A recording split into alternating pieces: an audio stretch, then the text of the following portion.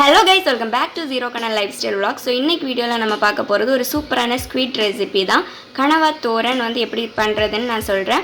and அதுக்கு தேவையான பொருட்கள் வந்து பாத்தீங்கன்னா நான் கனவை வந்து இந்த மாதிரி நல்லா க்ளீன் பண்ணி எடுத்துர்க்கேன். அதோட வேஸ்ட் எல்லாம் ரிமூவ் பண்ணி க்ளீன் பண்ணி எடுத்துக்கோங்க. இந்த அளவுக்கு நான் எடுத்து வச்சிருக்கேன். and அதுக்கு அப்புறமா வந்து நமக்கு ரெண்டு பெரிய வெங்காயம் எடுத்து வச்சிருக்கேன். இந்த மாதிரி சின்ன சின்னதா கட் பண்ணி எடுத்துக்கோங்க. சின்ன வெங்காயம் யூஸ் பண்றது ரொம்பவே பெஸ்டா இருக்கும். டேஸ்ட் வந்து நல்லா இருக்கும். இப்போ என்கிட்ட இல்ல அதனால நான் பெரிய வெங்காயம் எடுத்துர்க்கேன்.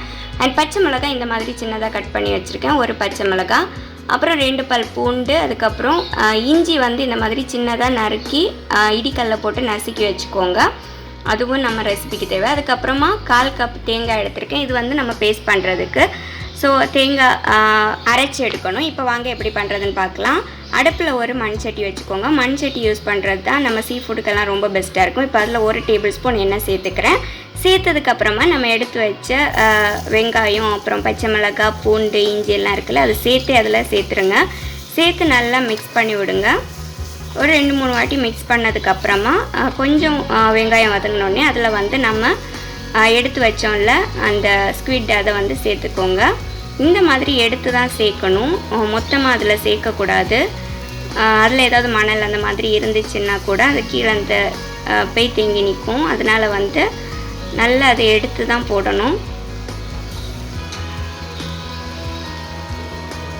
கனவையாக இருந்தாலும் சரி, இந்த மாதிரி இறால் இருக்கும்ல, இறாலாக இருந்தாலும் சரி, நீங்கள் இந்த மாதிரி எடுத்து தான் போடணும். சேர்த்து எப்போவுமே கொட்டக்கூடாது. இப்படி எல்லாம் சேர்த்ததுக்கப்புறமா இதில் வந்து நல்லா மிக்ஸ் பண்ணி விட்டுக்கோங்க. இப்போ வந்து இதில் தேவையான உப்பு சேர்த்துக்கலாம். உங்களுக்கு எந்த அளவுக்கு உப்பு தேவையோ அந்த அளவுக்கு உப்பு சேர்த்துக்கோங்க. தேவையான அளவு நல்ல உப்பு சேர்த்து நல்லா கிளறி விட்டுக்கோங்க.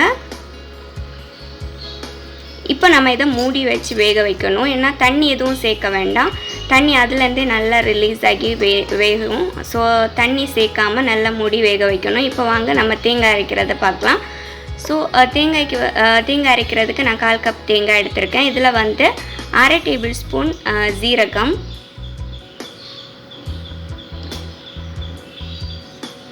அப்புறம் 2 பல் பூண்டு, அப்புறம் 1/2 டேபிள் ஸ்பூன் மிளகாத்தூள், அப்புறம் ஒரு 1/4 டேபிள் ஸ்பூன் மஞ்சள்தூள்,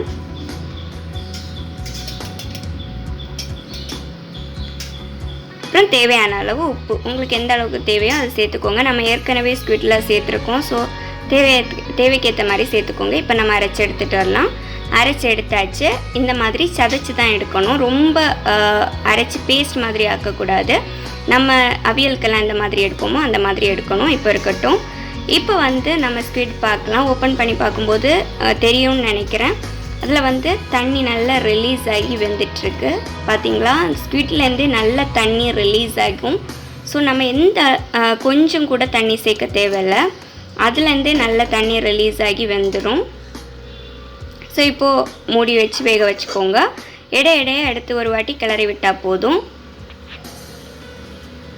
இப்போ பாருங்கள், திரும்ப நான் எடுத்து பார்த்தப்போ கொஞ்சம் தண்ணி வற்றி நல்லா வெந்திருக்கு.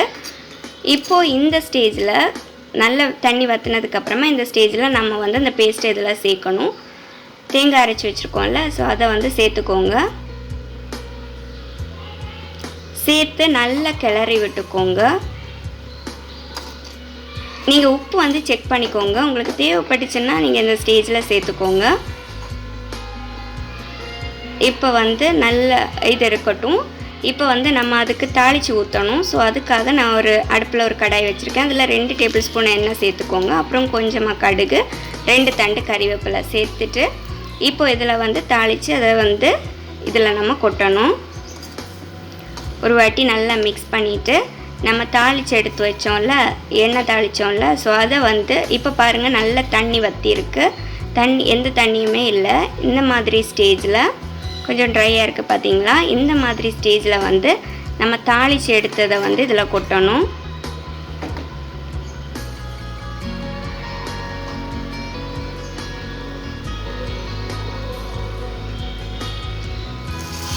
இப்போ வந்து தாளித்து எடுத்ததை இதில் கொட்டிடுங்க.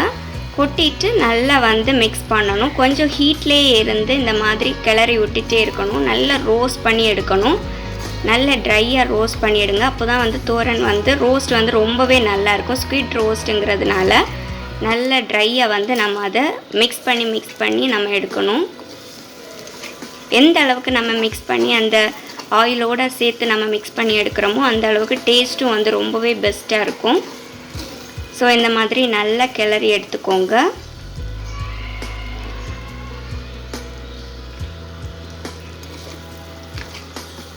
இப்போ பாருங்கள், நான் காமிக்கிறேன். இந்த மாதிரி இருக்கணும். எவ்வளோ கலர்ஃபுல்லாக சூப்பராக இருக்குன்னு பாருங்கள். ரொம்பவே டேஸ்டியாக இருக்கும். நிஜமாகவே சொல்கிறேன், கண்டிப்பாக ஒரு வாட்டி நீங்கள் ட்ரை பண்ணுங்கள். ரொம்பவே டேஸ்டியான ஒரு ரெசிபி. ஸ்குவிட்னாலே நீங்கள் இந்த மாதிரி ட்ரை பண்ணும்போது உங்களுக்கு ரொம்பவே பெஸ்ட் ரிசல்ட்ஸ் கிடைக்கும். இப்போ போதும். இப்போ நீங்கள் ஸ்டவ் ஆஃப் பண்ணிடலாம்.